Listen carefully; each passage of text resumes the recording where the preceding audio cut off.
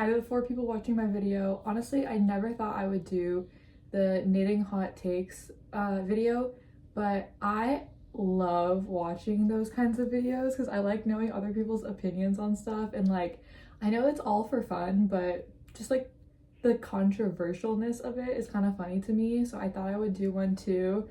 So um yeah, well, I'll just go ahead. I have the Reddit page opened up on my computer, and right now I'm making a Jiji cat. I'm knitting a Jiji cat. I know, like, for amigurumi, it would have probably been easier if I crocheted one, but my crochet skills are honestly not there yet for me to do that right now. And also, this was a free pattern on Ravelry. I'll try to link it below if anybody wants this oddly specific scrap yarn project. Okay, so let's just get into it. Okay, the first opinion is I don't like Malabrigo Rasta. Also, I love double pointed needles come at me. Okay, I don't know what Malabrigo Rasta is, so I don't have an opinion on that. But loving the double pointed needles, honestly, I kind of like them because, I mean, I have a complicated relationship with them. I typically am not a sock knitter. I've actually never knit a pair of socks, but I do knit mittens, like the pointed Scandinavian, Latvian looking ones. Those for me are very physically painful to knit because I have the Chai Goose shorties and I try to use those, but there comes a certain point where I can't use them anymore. But I don't have the double pointed straight needle, so what I do is I untwist my regular Chai Goose sets and I just use that as the double pointed needle. So I feel like if I had a regular set of double pointed needles, maybe that would have been easier. But as for Magic Loop, I tried it. It didn't work for me, so I can't really have that great of an opinion on it just because like it wasn't for me. But I think it's a great way to use, like, just a great way to knit socks or whatever is of a short circumference. So just do whatever is more comfortable for you. Okay, here's another one. Most hand-dyed yarns are too busy to look good as a whole sweater. Honestly, I agree with this one if they're like variegated, and I'm not the biggest fan of variegated. When I first started knitting though, I loved variegated yarn because I wasn't really good technical wise. So for me, just having that kind of made it feel like the knitting looked more advanced. And also my thought process on like variegated yarn was it looked more handmade to me. So it gave it character that you couldn't really find on like store-bought pieces, for example. But honestly, now that I've been knitting more and more, I kind of like the normal store-bought look. Not like specifically the store-bought look, but just the solid color and just the plain non-variegated yarn. I do prefer that. And especially for color work, it can be really busy, or even if you're doing like multiple types of stitches. Like I understand how a simple stockinette stitch would be okay for that, but when you get to like ribbing or just purling, I think it looks a little bit weird. Okay, let's see. Not everyone needs to make practical, useful items. I've made a lot of things I never use because I enjoy the process. I'm not ashamed. People don't pressure people in other creative hobbies to make useful things. People are allowed to draw, paint, or sculpt things they just enjoy the look of. Just because you can knit things that will be useful to you doesn't mean you have to. Okay, I kind of want to talk about this a little bit more in detail and like segue off to another topic. But yeah, I agree. I mean, I'm literally making a Jiji cat right now, so I don't think I would even have a negative opinion on making stuff that's not useful. I literally live in a very hot climate all the time, and the only time I really get to use my knits is when I'm traveling. So for me, people always tell me why I knit when I live somewhere so hot, but it is just about the process and about creating something that's unique and beautiful. So if you're just having fun with it and doing your thing, I don't really see why there's a problem. I mean, I can think of a lot of things that I've knit and I don't use. Even my earlier projects, I just have them as like an archive of what I have made, but I don't necessarily used them all the time. So, and I mean, the stashes of the stuff that I've made is ever growing because I started knitting like 3 or 4 years ago. So, but this takes me to another point that I was trying to make about knitting for other people. I know this term selfish knitter has been going around a lot, and a lot of times when I talk to people about not having enough storage space to store my knits, or like that I've been knitting a lot of stuff, people ask me why I don't just sell it, or why I don't gift it to other people. And for me, I just know that I spent so much time on a project and money on yarn and everything. And I love keeping everything I knit. I mean, maybe one day my kids will want it or whoever, but just to give it away or sell it for me seems like a little bit soul crushing, and that's totally fine if other people like to do it. I think that's great that other people like to knit for other people, and it's a gesture of love. I have knit small things for other people, but at the end of the day, it's kind of hard for me to sit there and knit knowing that I'm not going to be able to keep my finished project, because it's a lot of time invested. So, and also each thing that I knit has a memory attached to it. Like, oh, I knit this one when I was in Lithuania. You know, everything reminds me of something else. I bought the yarn here, or I was knitting it on the plane to this place. So everything has a story that I created, and I think just simply by selling it, the piece can't speak for itself. Only I know the true history behind it. So that's just kind of my thoughts on it. Okay. Let's see. Bucket hats are back and they've always been ugly. For me, I don't like bucket hats for myself just because I have a really short forehead. Honestly, hats in general, I don't like making. I only make the bonnets because you can see my hairline a little bit. I think they're cute on other people. I mean, I don't have a problem with them. I just don't wear hats of any kind because I have a small forehead. So, let's see. I prefer to pick out yarn and finish a project rather than going, ooh, shiny, and blowing the money months or years before actually knitting it up. If ever, moving a massive sash is no fun at all and just feels wasteful. I completely agree.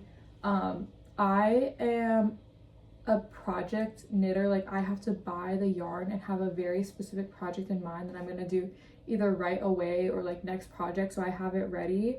But that being said, when I first started knitting, I just bought yarn before I had a thought of what I wanted to do. And honestly, most of that yarn I still haven't used, and it's not really my style anymore. I am just keeping it around because maybe like one day inspiration's gonna dawn on me and I just don't feel like selling it or giving it away at this point in time. But yeah, for me, I kind of get overwhelmed by having a lot of yarn just sitting there without a purpose. So I like to have a project in mind and execute it. More to that point, I'm not the kind of person that like when I'm doing a project, I can work at like 5 other projects at the same time, because I just don't like the mess of having so many project bags and yarn everywhere. I have to be committed to finishing the project, or else it just like sits there and doesn't get done for a year, and then when I come back it's like I forget everything, or it's like really hard for me to want to do it. So I prefer to just sit there and stick out the project before casting on something new. But I do have thoughts about what I'm gonna knit next. Obviously, that's where like the yarn comes in, because I don't like to have a long break in between my knittings. So okay, let's see. I hate decorative stitch markers.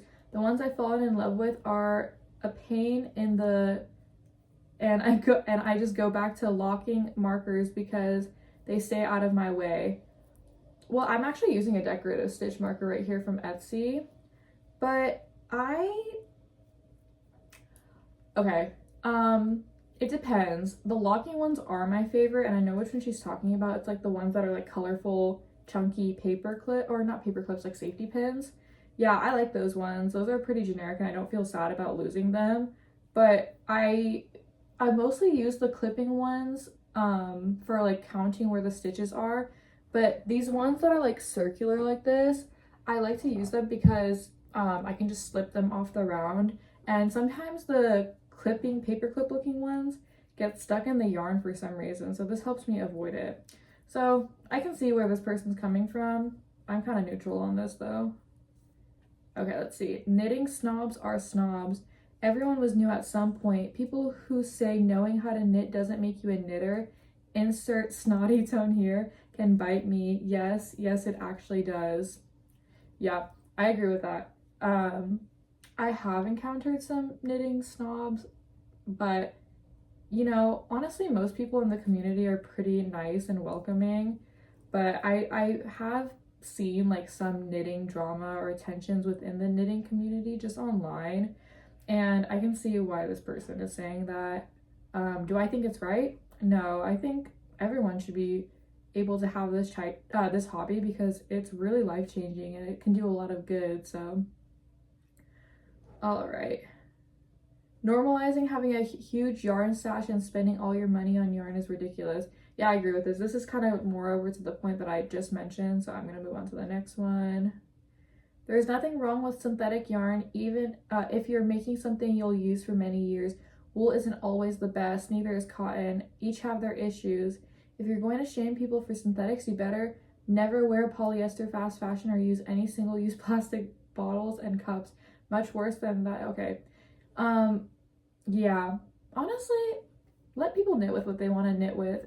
Every yarn type has its purpose, and I do think that like buying acrylic yarn, if you're going to use it, it's like kind of the same as buying a plastic Christmas tree.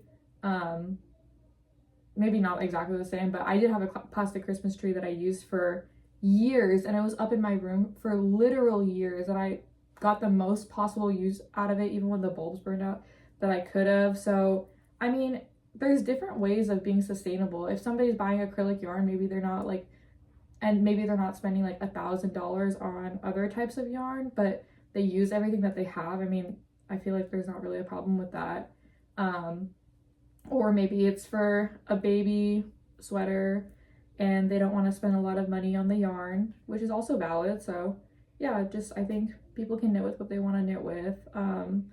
I haven't used acrylics in a while. I mean, I've used some blends, but when I first started to knit, I learned with acrylics, and then I just moved to more natural fibers. Okay, let's see.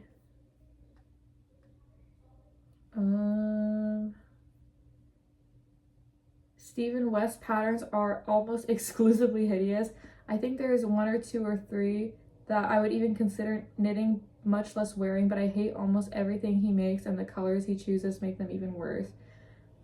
Honestly, I'm not a fan of saying that anybody's art is hideous, but I will never make one probably just because I'm not a fan of that specific style, and I don't wear shawls. I don't. So for me, it wouldn't be practical whatsoever. And I'm sure you would have a lot of scrap yarn from that because I have knit stuff with a ton of colors, and it's just kind of painful to have all this scrap yarn lying around. I mean, it's hard to use up. So let's see. Most patterns and projects are super ugly. I can't imagine wearing about 80% of what's on Ravelry. You know, it's hard to say because some of them just look pretty generic to me, and I wouldn't ever like jump to knit them because knitting for me is an investment in time, and why would I invest in time in something that's like replicatable, or I don't think it's like that interesting to me. But obviously each designer put a lot of hard work into each of the patterns. But that being said, every time I log into Ravelry, I see a petite knit design and the emotional support chicken. And I know somebody else talked about that too. But I wish they would just recirculate newer patterns, because that's literally every single time I come on Ravelry, I see that. And I've knit both. I've knit the chicken, I've knit the Sophie scarf. I don't use petite knit patterns a lot, but that is the one I have used. And I know a lot of people don't like it because it's so popular. And honestly, at the end of the day, it's just a simple scarf. It's pretty popular in Scandinavia that they wear those thin scarves like that. But for me, I don't know. It's a okay scrap yarn project if you want to have a stash busting time, but other than that, it's like not something I goo goo gaga over. Okay, let's see. A lot of people said that they don't like shawls. They don't see them worn ever. And I agree. I honestly think that this is more of like an Instagram moment than something I ever see people wear. So, I mean, it is a skill though. Like, honestly, I will give them that. If you're doing something like that, it is a talent because they seem complicated to knit. Let's see. I've never made a gauge swatch and I never will. I think I've made a gauge swatch like once or twice, and that one time was for a scarf where like it literally didn't even matter what the gauge was. I think I was just bored on a plane one time. And I had like leftover mohair, so it wouldn't have matched the color scheme to begin with. But yeah, I'm not a fan of the gauge. I just think it doesn't do much for me. Okay, I have to stop because I got a phone call, but I'm gonna continue. I think I was talking about gauge swatches and how I don't do them. Yeah, for me, it's better not to do one. I've never felt like it helped me out in any way. If you want to do it, that's totally cool. And if it saves you unraveling, that's also totally cool. I usually don't get to a point where I need to unravel that much because I'll just do like decreases. I'll just figure it out on the way. So yeah, on to the next one. Okay, cows' only purpose is to serve as something people can make with a single skein of unicorn yarn they could afford. Nobody actually wears them. Yeah, but to be fair, they have some of the coolest patterns out there. I mean, I see them and I always like dabble or think about trying to make one just because I think the pattern is so cool and I don't want to commit to a whole sweater of that. But at the end of the day, I will probably never wear it. So for me, it's just not really worth it to do it at all. All right, let's see. I don't like the bralette trend. I've heard people say this actually. For me, I have a friend who makes the bralettes and I think they look pretty cute. For practicality wise, I don't think that would work for everybody's situation. You know what I mean? And I don't wear bralettes ever, so I wouldn't be making one, but I don't think they look bad or anything. I do think that for crochet, it's probably more steady and stable. I see more people crochet them than I see them knit, but also I have seen people sew in padding just for like more coverage and support, which I think is a good idea if you want to make one and just like be the safest you can be with it. So, okay. This is funny. Indie dyers who don't knit up swatches of their variegated yarns are hiding how bad the colors knit up. It's not hard to knit up a small swatch and post with your colorways, and I'm way more likely to buy a variegated yarn when I can see how it looks knit up. Honestly, I completely agree with this.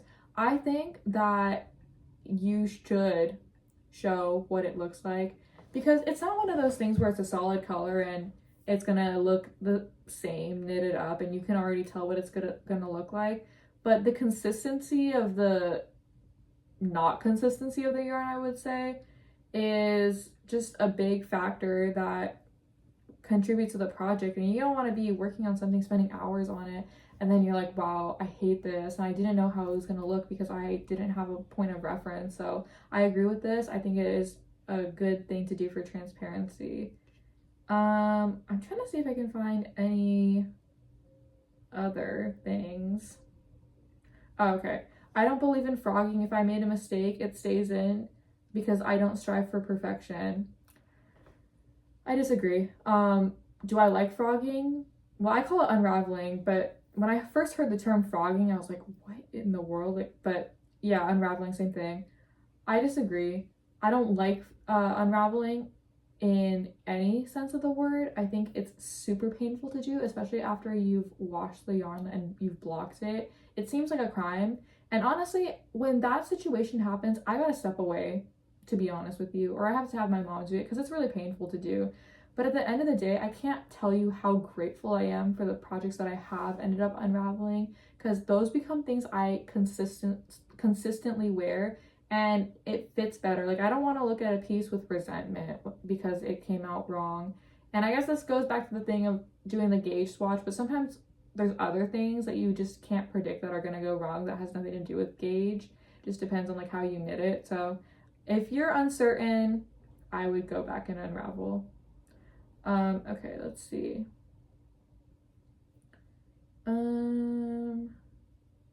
I sometimes add new yarn to the middle of rows, and sometimes I even tie knots. I knit beautiful socks, but I find them very uncomfortable to wear. Okay. I don't know how to react to the second one because I don't really know if that's like a hot take or not. But I didn't know that people don't tie knots when they add colors. Oh wait, I think I know what you mean. I do both, honestly. I do both. It just depends on the vibe. Because sometimes you get really tired of weaving in the ends all the time. So it depends on the project, but I don't see what the problem is with that. Oh, this is a good one. I don't like mohair. I'm not a fan of the pressure to buy hand-dyed yarns. I refuse to knit shawls. And God, why are people trying to make knitted bodysuits a thing? Okay, the first thing that I want to react to, because I feel like I reacted to the other things except for the bodysuit, which I don't understand that one either. I don't like mohair either, honestly. I think it's way too itchy. I think it looks nice and cozy in photos, but practicality wise, it's really hot, really scratchy to me, and I just don't like my yarn to have hairs falling out of it. Sometimes they get in my mouth too, so I'm not a fan. I like the way it looks though. I do like the way it looks, but it is in a lot of projects. And it makes me sad because I would like to see what the project looked like without mohair, because then when I knit it, I'm kind of disappointed about the fact that it doesn't have mohair. Even though I'm more grateful that it doesn't have it because it actually is more comfortable to wear without it. And I think a lot of people agree with that, actually. Also, it literally doubles the cost of your project because mohair is really expensive. You have to buy double the yarn or maybe even triple the yarn because sometimes you have to have like 2 strands of mohair together and then like your regular yarn, and yarn is as expensive as it is, and mohair is also expensive. So yeah, I agree with that. A lot of people said about the mohair thing. But yeah, I think that's all I'm gonna react to today. I think I did a lot, but if you want to see any more of these videos, let me know, and I'll see you in the next video. Bye.